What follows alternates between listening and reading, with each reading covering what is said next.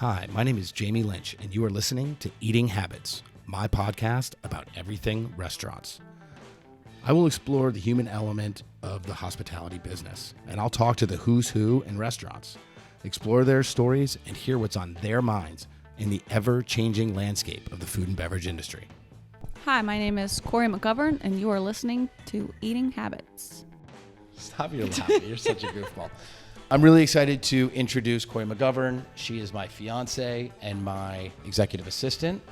She's my sun, my moon, my rock, and just an all-around awesome person. I thought it might be fun to discuss with her today what her experience is like since meeting me and how her relationship to food has changed and her role working directly with a chef and then, having to go home to a chef as well, what that's like. So with no further ado, this is Eating Habits with Corey McGovern.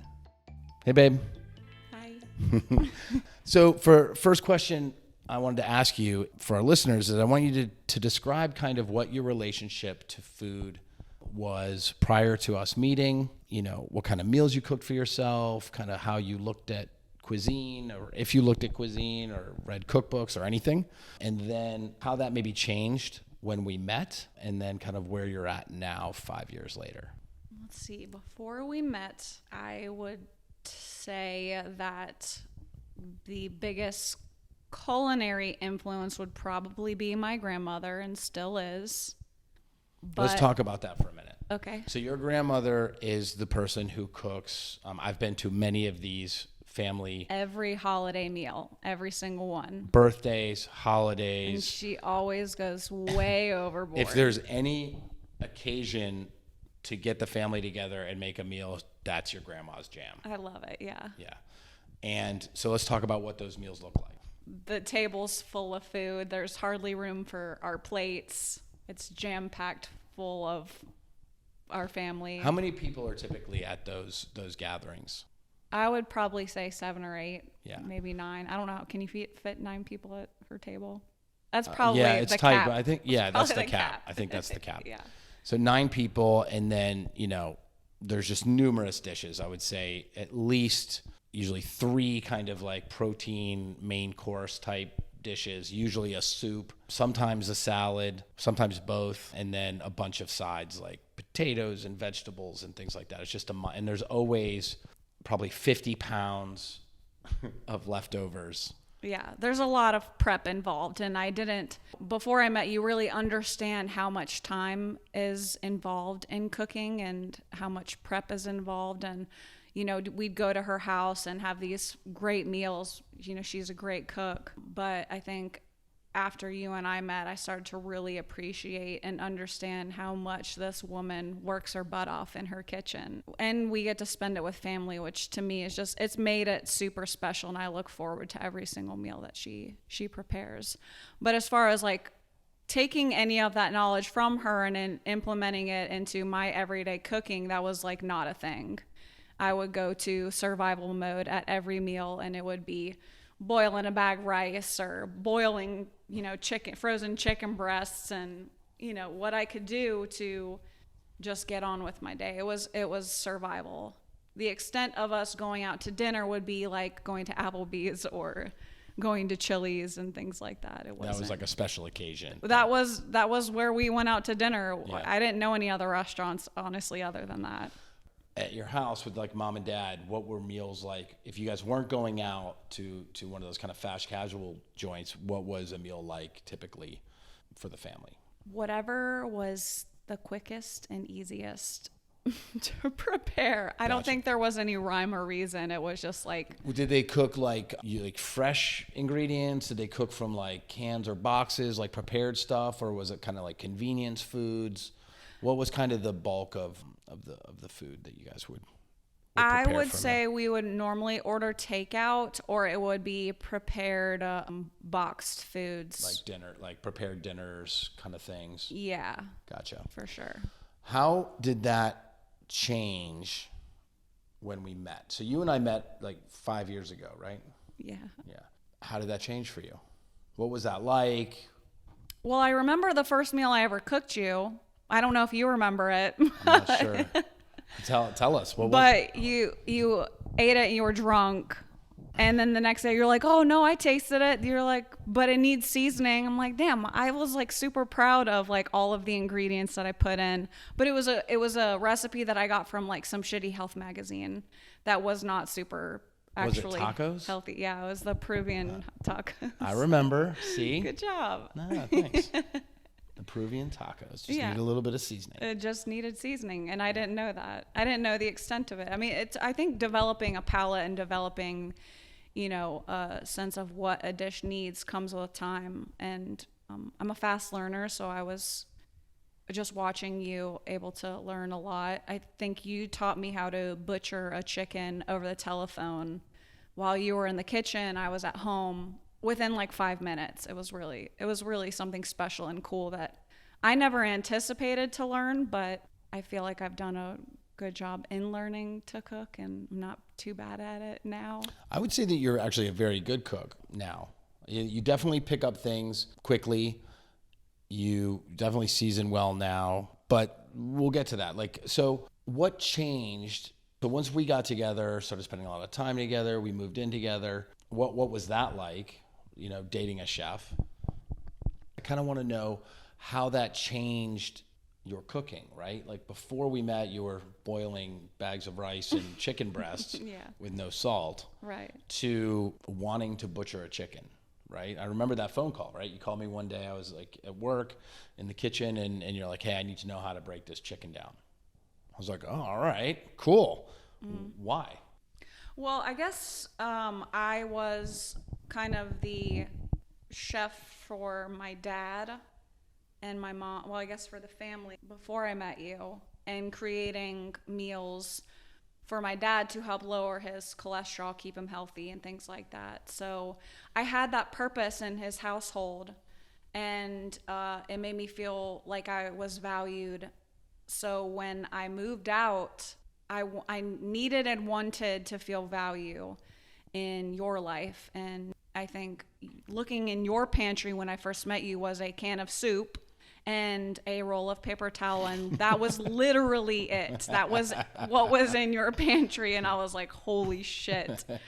This dude cooks for everybody, but he does not cook for himself. So if I can make a halfway decent meal and just get tips on how to help keep you alive, that made me happy. It made me feel part of your world. Yeah, that's interesting.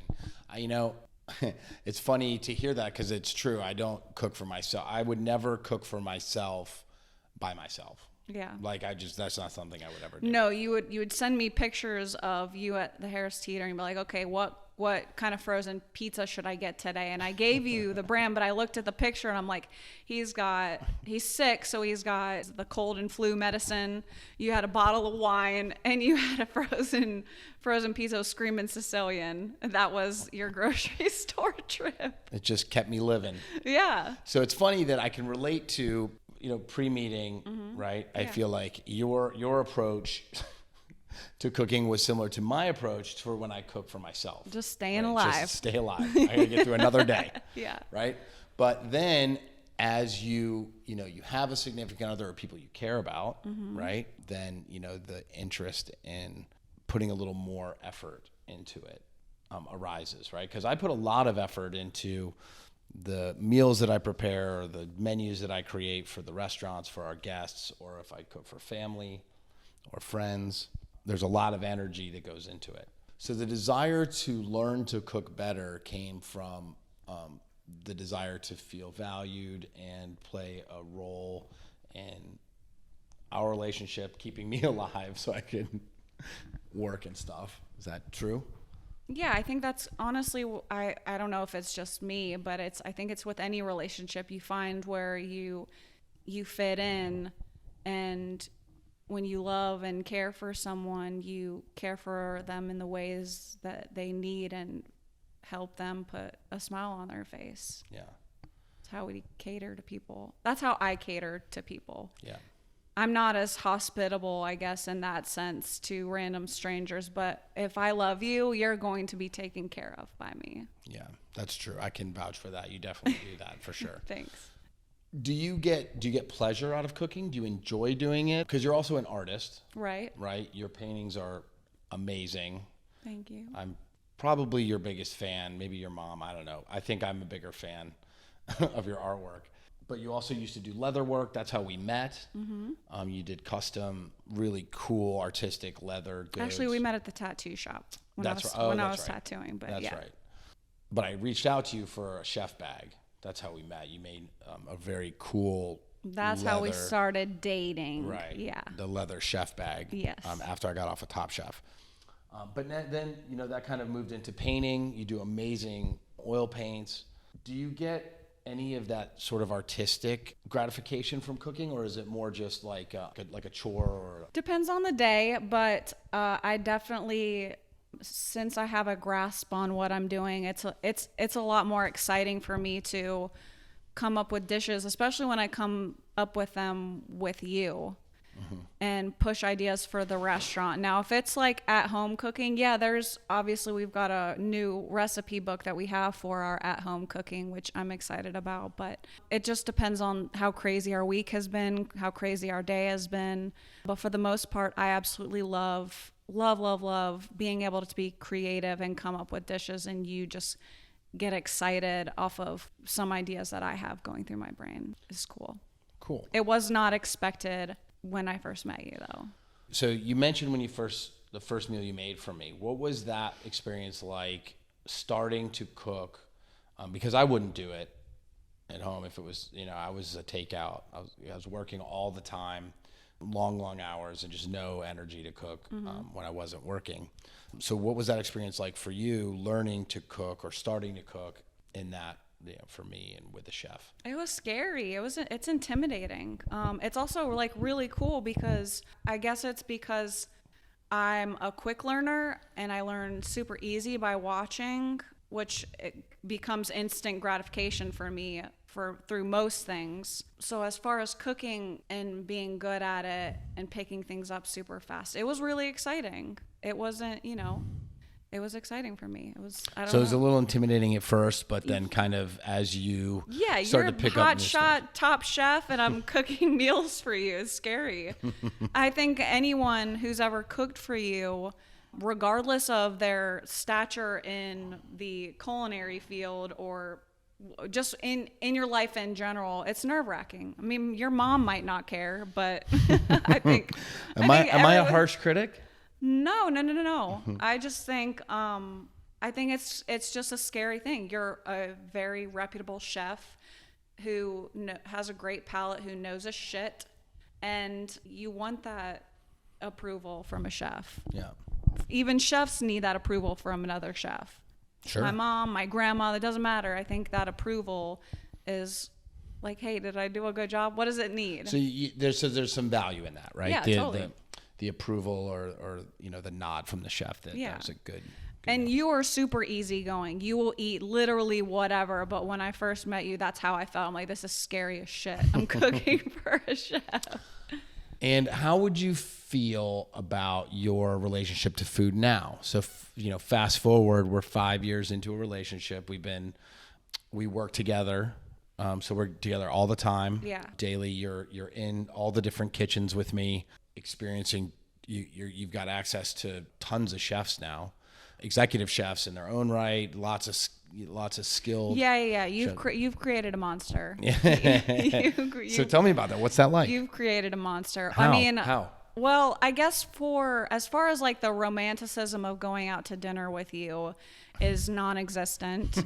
Yeah, date night is no longer. Yeah, it is a meal. like not on purpose. We look for the things that could be better, but when it's like, if it's flawless or if it tastes amazing, it's icing on the cake.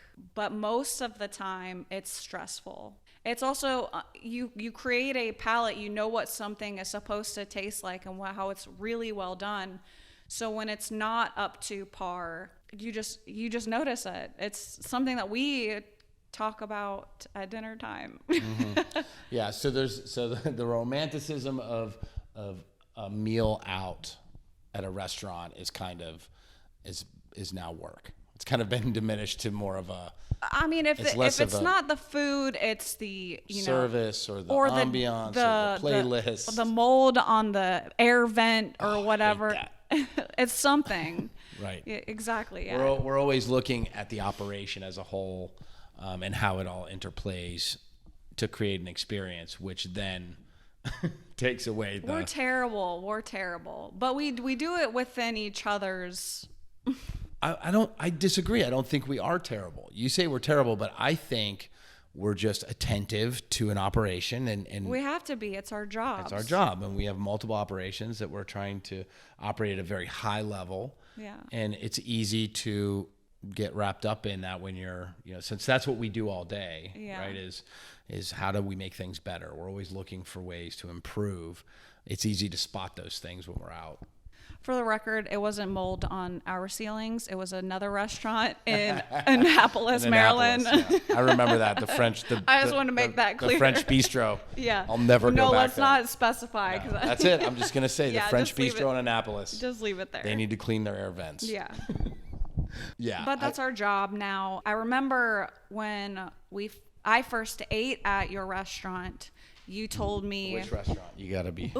at the time, your restaurant, it was Five Church Atlanta, and you told me you have to find something wrong with anything. And any part of your experience, you have to find something wrong. I'm like, I love everything because I was used to chilies and boil in a bag. So that was my knowledge. But over time, you, Patrick, and Alejandro would get together and have these like business meetings, and you would point out things, and I would taste, and I would be like, holy shit, I see it, I taste it, I smell it, like whatever it is.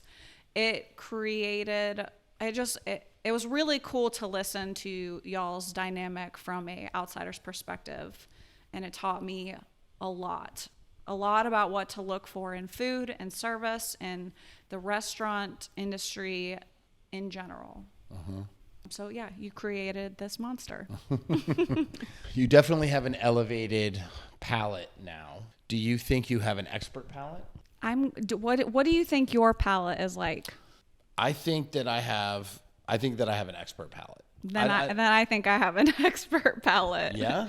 Yeah, I think there's been certain dishes where I've pulled out ingredients that you and Patrick were like, what is that? What is that? And I immediately, it was like, it's this.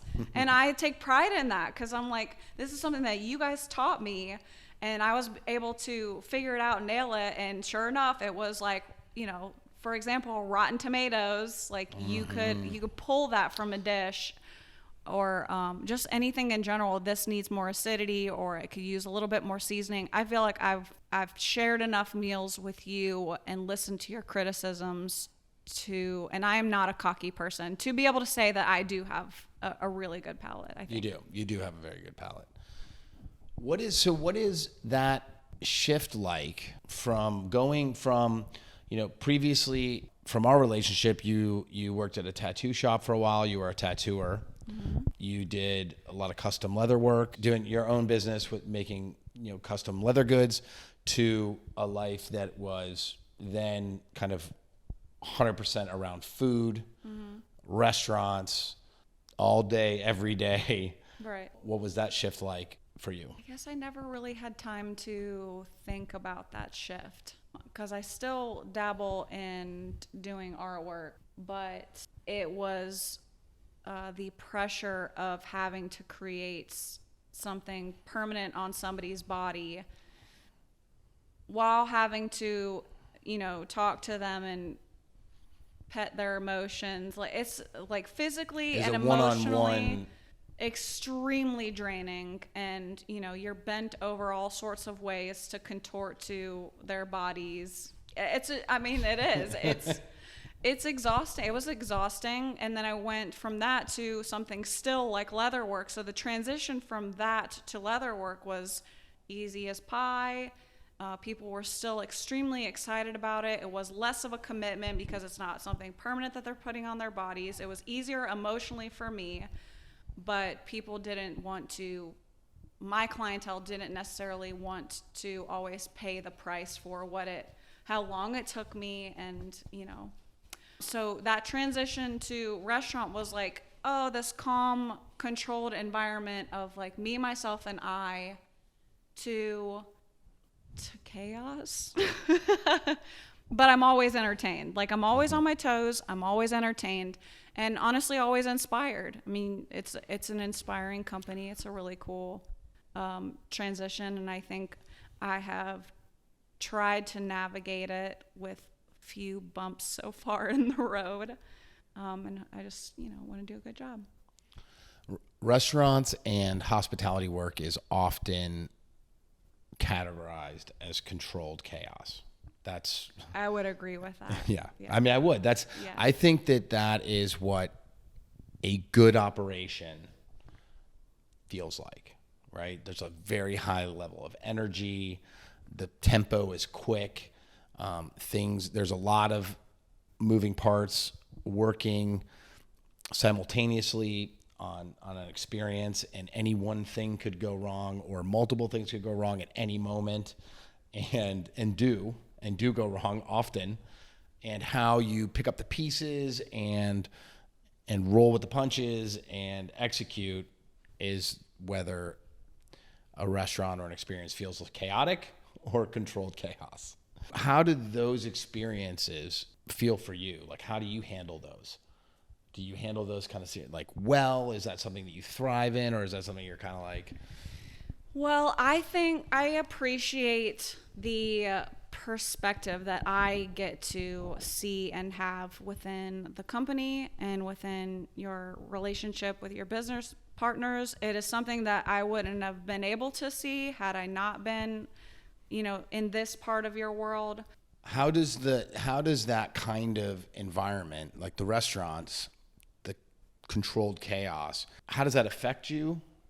I've had to learn that I cannot and should not try and control any sort of issue other than the issues that come directly from you.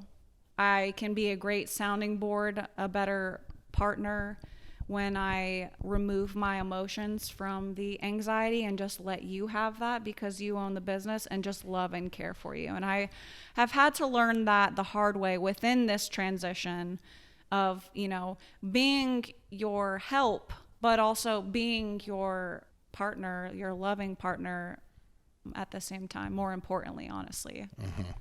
I have not perfected it yet, but I don't think any of us have. No. I don't know. It's I'm hard. not sure that anyone has. It's hard. It is hard. Well, and the thing is, one of the things is that the hospitality business is hospitality. It's taking care of others. It's giving to others. And then in restaurants, that's exacerbated by, we have the service, and then we also prepare the food. It's not just, hey, do you have everything you need? It's that we actually make the food from scratch. We prep it, we cook it, prepare it, serve it. And then the same with the beverage, the playlists, the lighting, the ambiance, the space, all of those things is a lot of energy. And that can be draining. And I think if it's easy to become emotionally attached to that because you're putting so much of yourself into it. And so when that goes haywire, it can feel like you're coming unraveled, or, these kind of crazy experiences and problems are happening to you, right? Personally, rather than to the restaurant or the team or whatever. For sure. I constantly have to check myself, because obviously I want everything to go perfect all the time to make, you happy and for you to be successful. And, I have had to come to the terms with, like, there's always going to be issues that we will navigate, but also check my sense in a sense where I can be like overbearing to you about like things that are going wrong, and be like, this is not a huge issue right now. This can wait. Or, not care too much to where it drives you fucking insane. Right. That's a good point. So let's elaborate on that. What is it like now? And I appreciate that. Thank you. Well, I mean, I'm not flawless at it, but I'm working on it. I appreciate that. What is it like going from an environment where, you're in charge, right? Of your work and everything else, and then working obviously with a team. You know, I think one of the things about Fifth Street Group and the restaurants is that we are very team motivated, team orientated. You know, there is only we is all the, you know, is our company motto. Patrick, myself, and Alejandro are definitely, you know, a unit, a business unit. We work really closely together and have a lot of trust in each other through experience. I mean, I don't think we started out that way, but we've earned that respect and trust for each other over time, that, you know, we are very close as business partners. And then, so then you moving into a group like that where now, you know, there's a lot of personalities, there's a lot of managers, owners involved, and now you're part of a team. And then also having to work with me closely. What's that experience been like? How's that been for you? And then, Well, I guess I owned my own leather business and did that transition for my own personal reasons. So joining a team again was something that I missed, that I think I needed, as much as I like to be alone and do my own thing and sit in peace and old man quiet sometimes. It's something that I feel like I've navigated and will navigate fairly well, is picking up on other people's personalities, being really empathetic, sometimes too empathetic to where it's like exhausting, but all in all, like, it's what it has professionally made me grow, and that's something that I didn't know I needed, but definitely is something that this company and you specifically have taught me, was to be a better professional. Obviously, like, I still in what have. way, and like in what ways do you feel you've grown as part of the team? Like how, in what ways has the team atmosphere helped you grow as a professional and personal? How I communicate, how I communicate issues, or how I communicate things that have gone well, or just communication in general. You know, you can have that perspective personally, which I've had. Obviously, I'm a twin, so I naturally I've had to consider how someone feels my entire life, and I notice and pick up on really like random things from other people. So I think being able to communicate that or navigate through that professionally, because the two are very different. You know, as far as this person's crying, you don't necessarily need to go hug them every single time, especially when you're the owner's fiance. You know, there's specific boundaries of like what I can and can't do, but professionally, it's just, well, and also what you should do. it's a puzzle. It's a Right. puzzle, but it's you know, it's something that is learned.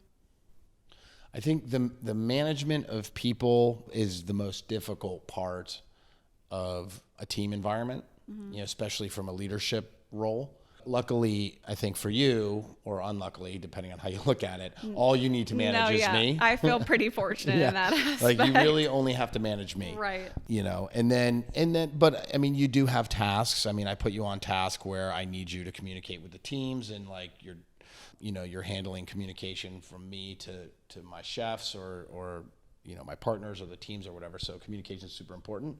But on a day-to-day basis, you're really only managing me and my craziness. But that, I mean, at least for me, is the most difficult part of what we do, is how do you communicate in a way that is clear and concise and gets your messages across. But stays professional. Stays professional, but is also considerate and empathetic to where your team is at, right? I think that's been my biggest progress over the past probably like 3 or 4 years. I would 1000% agree. Yeah, I think that's what I've been working on really over this time. And I think the empathy part for you comes very naturally. You're just very empathetic person. You're very emotionally connected or aware, I guess. So I could see how that would be a challenge, right? How do you balance that empathy with communication and professionalism? And then also like, you know, a lot of times we have to have conversations with people that aren't the romantic, inspiring, you know, there's a lot of other stuff that's involved. So that's a tricky minefield to navigate at times. I think you've done it well. Thanks. Yeah. so far. You got Thank you. Yeah, Let me knock on wood. my head. What is it like for you on your day-to-day, working with me directly, how I work and my personality and my drive and, all that? How does that affect you? How do you work with that? Can you speak to that at all? I think that's I think you and I are very different. Right. I would describe myself as being extremely high energy. When I'm focused, it's laser focused. And when I'm not focused, it can be a bit erratic and kind of spontaneous. The way I create and manage and stuff is very like a tornado sometimes, I think. Yeah. As things arise, I could shift and pivot quickly and, multitask and things like that. And it can seem crazy and chaotic, although there's a rhyme and a reason to it. It is, but I think as much as I am very methodical and I've got my lists and I, knock shit out. If you give me multiple tasks, say per day, it's going to be done probably within a couple hours, if not less. I get it done very quickly. But I think the exciting part for working with you is that what happens with your job is that it's literally minute by minute, could be what the fuck ever. And it changes throughout the day. You could have a goal to go in and speak to all of your chefs about this, this, and this. But when you show up, it's a completely different shit show and it keeps me on my toes. It keeps, as crazy as it is, it's that restaurant chaos of it keeps you on your toes. It keeps your adrenaline going and it makes you feel that rush that you really don't get at any other job. Mm-hmm. It keeps things exciting. I imagine, I was just, as you were saying that, I was thinking about... Sometimes in a bad way exciting, but it keeps... Well, I think, so you both your mom and your sister are both nurses. And as you were saying that, I was like, that's probably the only other job... That's true. That kind of is, you never really know, right? You go in with an idea, okay, this is my job today. Totally. But until you get there and you walk through the door, you're like, what am I actually walking into? Right. Yeah. Yep. Especially if you're, a mental health nurse or, working in the emergency room. I can't imagine that sort of chaos, but you're completely right about that. Yeah. I think, when I was running kitchens, there was two things that really made me feel like a sense of accomplishment and victory for a day or a shift, right? There was two things. One, that I had a plan for the day, right? I had assessed all the information. I had formulated a plan of how I wanted the shift to go in the day, and we were going to execute everything flawlessly. Mm-hmm. And, all the covers came in when they were supposed to come in, and we nailed every aspect of the day, and you're like, fuck yeah, high fives, right? There's that level of success. Yeah. And then the other success that I would feel was if you come in and your plan goes to total shit. I was about to say, have you ever had a flawless shift? Yeah. I think I've had two. They're like unicorns. They're when they happen, you're like, wow, that was fucking amazing. Yeah. I think I've had two shifts like that in my life that were just completely flawless. And everything went to plan and was perfect. And I was like, fuck yeah, I'm the best chef in the world, right? Yeah. But most of the satisfaction comes from when the shift goes bananas and just off the rails. It could be any number of things happen. The hood vents go down in the middle of service. It's a roll of the dice. I mean, it could be the guest that walks in that just had a shitty day and wants to take it out on you. Sure. I mean, it's a roll of the dice. But that second satisfaction is navigating that shit show and the disaster and all the chaos and coming out on top. Right. Where all of this adversity happens throughout the shift and you have to battle each step of the way to succeed or to execute. And at the end of the day, most of the guests have left happy. Most people were, you've navigated all of the craziness to end on a high note. So those are the two ways that I used to really feel that kind of success. Does that relate at all to what you do now currently? No. Not at all? No, but honestly, like I think because of how I assist you, it's not necessarily like, oh, I can, shut my computer off and it's like, hooray, I did everything that I need to do today. It's just, did Jamie not lose his shit today? How often does I'm that going happen? to tell Okay, myself, since you said it, I'm going to tell myself that I did a really good job today because Jamie did not lose his shit. That's funny. How successful would you say that you are at your job right now then? I don't know the last time you lost I wasn't in town if you did. So I guess pretty successful. I mean, I don't lose my shit often. I think much of that has to do with your organization and following through on task, because you are very efficient at getting, shit done for sure. And then some of that obviously is like trying to manage myself too and not lose my shit. No, you've been pretty successful at keeping me on the rails. Thanks. I don't know. It'd be interesting to interview the people that work for us. See what their perspective would be on when the last time I lost my shit was. Can't remember, honestly. Yeah. I don't think you really do that anymore. No. Lose your shit. But, there's challenges almost every other day. And sometimes it feels like the world, you're holding up the world. And I mean, it's a lot when you're responsible for a ton of people and a lot of moving parts. There's always bound like something to happen. It's new every single day. It's just like, how do we navigate this? How can I help? How can I keep you organized? And also, just create a relaxing environment to come home to recharge, to do the same thing the next day. What would you say is the most challenging part of that job for you?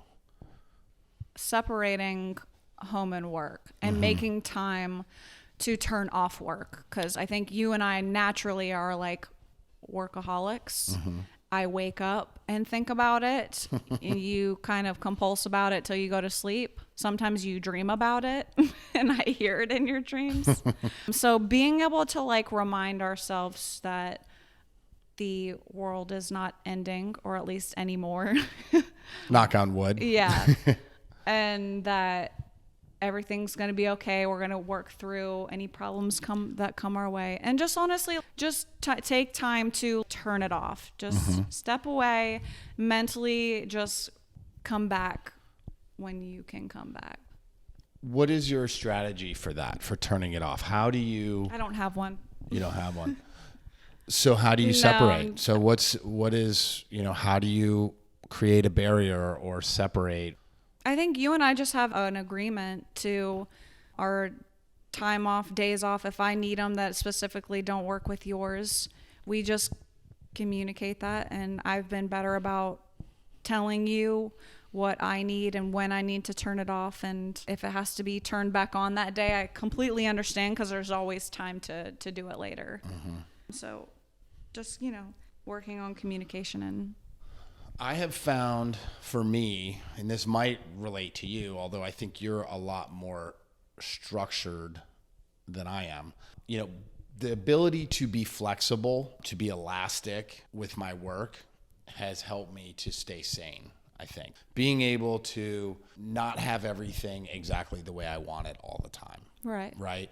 Which was a hard lesson, I think, to learn, because I think I still have to work at it, and I still, we always want everything to be perfect, right? We have a vision for it and the way things should be, but it never is like that. Like I said, I think there was only twice in my life that I've had that, in a service or whatever. And I think the ability to be able to just go with the flow, to be flexible has helped temper that anxiety related to I totally relate and feel the same way. Yeah. And it's not something that you anticipate to say like, hey, I really need that. But being able to go with the flow, go with the punches, it prepares you for, being less anxious. And you're like, oh, well, same shit, How do I navigate through this when you've experienced?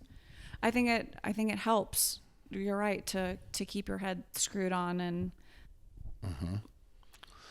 Do you think that working out, like doing a physical workout routine because that's fairly new. We both have started a new kind of workout regimen, say like a health regimen, where we're a little more cognizant of how we eat. You a little more than I. Being the chef, I have to taste everything, and then I always have to do my test, like my barometer is set. I always have to try an Oreo to make sure that everything's calibrated. Right, they're just as delicious as I always remember them. You're a chef. You don't have to give up the world. Like we still have to be happy in life. Right. So we're watching what we eat. We're trying to eat a lot healthier, like a more rounder, healthier diet. We're working out. We're doing some weightlifting and workout and cardio. Do you think that helps? Do you feel healthier, stronger, more energetic, or do you just feel like it's another kick in the ass? No, I mean, I think scientifically it's proven that it helps with those emotions anyway. But I think doing things other than work and sleep, it's having something that is healthy for your body, or whether it's like going on the sailboat, like whatever it is, is so much better than going to the bar at night, or just, what I mean? Doing healthier things for your body is totally the way to go as far as mental health is concerned. I agree. Yes, I would say it helps with those emotions for sure. What recharges you? Like what fills your batteries and gets you like ready to focus and knock out a list or get organized, or whatever our task list is?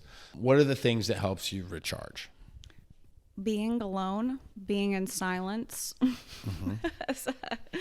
That's fair. And having time to just be with myself, and whether it be sleeping or just laying on the couch and watching serial killer documentaries. No, it does. It recharges my batteries to just sit and be calm and do nothing sometimes. Yeah. As of right now, we have 2 restaurants in the works right now. Hopefully, we're definitely going to have one open by the end of this year, 2022, and then we're scheduled to get Denver rolling. How do you see? We're already traveling a lot between Nashville, Charlotte, Charleston, now Denver.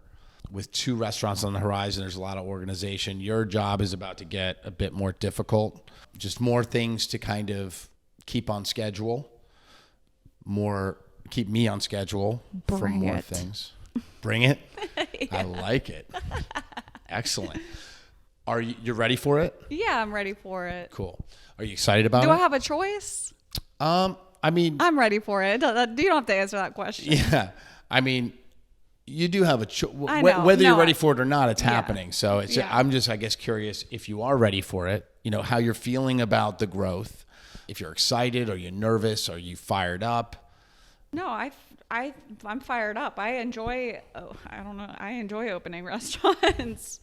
You're crazy. I think I was more prepared to do that than I was the whole you going to Top Chef thing. Like I was more prepared for helping you and navigating and organizing opening a restaurant than being away from you for that long, which is something that I just didn't expect. So let's talk about that. That's interesting. Okay. What was that experience like for you?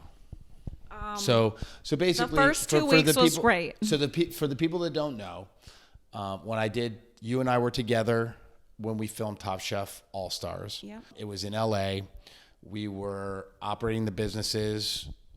I ended up being sequestered for 6 weeks, I think. Mm-hmm. Basically pulled out of the operation, taken to LA under wraps, and basically you were left behind to manage the farm. Yeah, our organic farm, our life, kind of keep touch, keep abreast of what was going on in the restaurants. All of that was totally fine. And I was good. I'm okay with for the first 2 weeks, but when I don't know, they don't mentally prepare you being stripped of your significant other, and you're not allowed to like talk to them, catch up with them, see their face, see what they're up to. It is radio silence until you get an email from the producer, whoever is, finally, hey, do you want to speak to Jamie? We cannot give you a time, but we can give you a rough estimate. And then when I finally get to talk to you, which you're not great on the phone to begin with, but you can't talk about your time on Top Chef, like what's going on. You're not allowed to say any of that. So I'm like, what the fuck do I talk about? Like, what can I ask? What do I say? And all I could say was, hey, I love you. I miss you. Can you at least tell me if you're happy? But the first 2 weeks I was fine. And then I finally got that phone call and I was able to talk to you. You sounded happy. Do you remember that phone call? I do. What did I say? I can't remember. I mean, I know that I couldn't tell you what was going on. You just said I told you where we were at, I think. Did I tell you where the house was and stuff? Was I like, hey? You said you could see the Hollywood sign. You told me that you were happy and that you were confident and things were going great, but that's all you could say. You started asking about Disney because I was in Disney World. I actually pulled away from my mom's birthday dinner at Disney World to talk to you. But literally, it was super brief. You had to get right off the phone. That was it. Yeah, they kind of put you on a time crunch. It's not like, okay. They don't tell you whether you're being recorded or not, too. You are. Right. For sure you are. Yeah. Yeah, for sure. Everything's recorded. There's like that aspect of I don't even know how to communicate to my best friend, love of my life right now. Yeah, it's a very surreal experience. It's unlike anything. I don't know. I do not enjoy being controlled. Yeah. I don't like being told like when I can go to the bathroom and when I have to get up and when I have to, the life of a chef, right? Like being the leader of my team or the spearhead for our operation, and then going to being basically told how long you can be on the phone and who you can call and what you can and can't say. Right. Was very nerve-wracking for me. More so than the actual cooking competition. Right. At least the second time. The first time I was on Top Chef, I was like, the cooking competition was tough. That's not how I operate. But, going through that experience, then being on All Stars, it was exciting. I knew what I was in for. I understood. I mean, but you had that going for you. Like I was in my still day to day. It was just without you. And I was, like I said, I was fine for the first 2 weeks. But when you get your significant other's like completely gone, but you can't really talk about what's happening when you finally get to talk to him. I'm super happy for him, but like this fucking sucks. This sucks. I think it was a really cool experience for you as far as like how many people you got to meet and the type of people that you got to meet. So that in that aspect, like, but from my perspective, from your significant other, it is not amazing, glamorous, cool, exciting. I mean, it is exciting, but yeah, the behind the scenes. It was super lonely. It was lonely as fuck. Yeah. Well, you did great. Thanks. Yeah, good job. You won't have to do it again. Oh yeah. And, I don't think I have it in me to do it unless they do like Top Chef old timers, and then I might be down for that. I mean, your season aired though when the whole fucking world shut down, and we were watching your season while restaurants all over the country are closing, and we don't know what the fuck's gonna happen. I'm like, this is the worst. Yeah. I kind of have mixed feelings about all that. Yeah. Right. Like part of me was like kind of bummed that, obviously the pandemic is a bummer. Right. But the restaurants were closed. Like the fate of the hospitality industry was like all of the cool things that you get to experience even after doing that, you didn't get to experience because of Voldemort. Like the trips to the trips to like Top Chef reunions and all that kind of like the all those fun media dinners, promotional things and stuff. Yeah, we didn't get to do those, but like I guess the airing of the season, at the beginning of the pandemic was a mixed bag for me, right? Like part of it was, a bummer that our restaurants were closed. We just laid off a bunch of our staff, and now I couldn't celebrate this like fun experience of being on Top Chef All Stars. It didn't seem right. No, literally every chef, even on the show, was like, how do I help my staff survive? What can I do? GoFundMe's, because the transparency of the government was not happening, and the restaurant industry as a whole had to roll with the punches, and they were hard fucking punches. Right. And I don't think I don't think people can really understand, unless you own the business, how hard that was to navigate. And I give major fucking props to Patrick, Alejandro, and you for sure. What was that like for you? So you were behind the scenes, with me when we were having to make those decisions and, try to figure out what to do with our businesses and how to operate. What was that like for you? I mean, I guess a lot of my anxiety stems from like that sort of shit happening any day, preparing for that. Like your anxiety kind of naturally plays with the what ifs, and it was actually crashing down. So for me, it was really, really fucking hard. Really hard. And then... In what way? But watching, I guess, the unknown, like emotionally, like anxiety, fear, like that kind of thing. Yeah. If you have anxiety like I do, it is raised to the nth degree to where it's really difficult to breathe and navigate and calmly think of ways to dig yourself and dig your team out. You guys did it, and you rolled with the punches, and you fought them, you dodged all the bullets, and I wish I could share that with everybody else, but you know what, I understand that, appreciate that, and I have that, and that's okay with me. Everyone, is employed, and the businesses are doing good, and Patrick and you and everyone's families are okay, and it's just a shitty storm that we had to weather. Yeah, that everybody had to weather. Yeah. I mean, I feel very grateful that we are where we're at, for sure. I believe there's an element of luck involved, but mostly I believe, and I'm thankful, for the group, obviously. I think we were better prepared than most for something. I honestly would disagree. I think, I'm going to quote Patrick Whalen, you make your own fucking luck, and you guys made your own luck. I'm not trying to toot your horn. You guys fucking fought. We're on top of shit, and you didn't want to go, even though y'all could have gone belly up and just taken the money and ran. That's not what you guys did. You guys fought through it, and I was able to see and live with everybody, with all of you guys, and understand the literally. the magnitude. I don't think most people realize this, and I'm not sure if we've really said it. We all shared a house during all of that shit show. We all shared a home to navigate the shit show. It was scary. So you and I were forced to sell the farm. Yep. We lived on a 6-acre organic vegetable farm. We grew vegetables for the restaurants and delivered them weekly to the different stores. We had to sell that land because we couldn't afford, with the restaurants closed and without a market for the vegetables, we couldn't afford to keep the property. So we lost our home. We lost our business, our kind of side business for the restaurants, which benefited both us and the restaurants.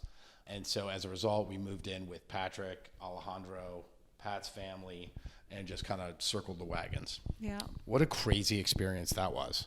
Honestly, I'm really, as shitty as it was, I'm so glad that I was able to be a part of that. I really do feel fortunate.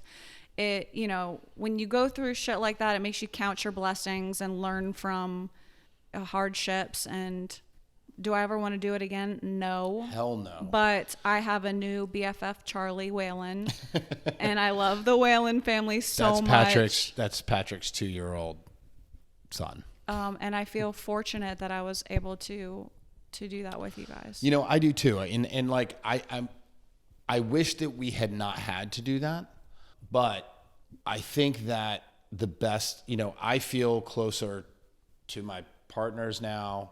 I think that we all feel closer as a group. We have a different kind of respect for each other and our families. Yep. As a result, we've had to kind of really lean on each other at different times throughout the pandemic to get through it. I mean, there were times where, I was completely coming off the rails emotionally, just didn't know what the fuck was going on or what to do. Right. I think that probably both of my partners felt that way at one point or another. I know that you had. And then in that environment where you're there with each other, able to like lift each other up, kind of help each other through that.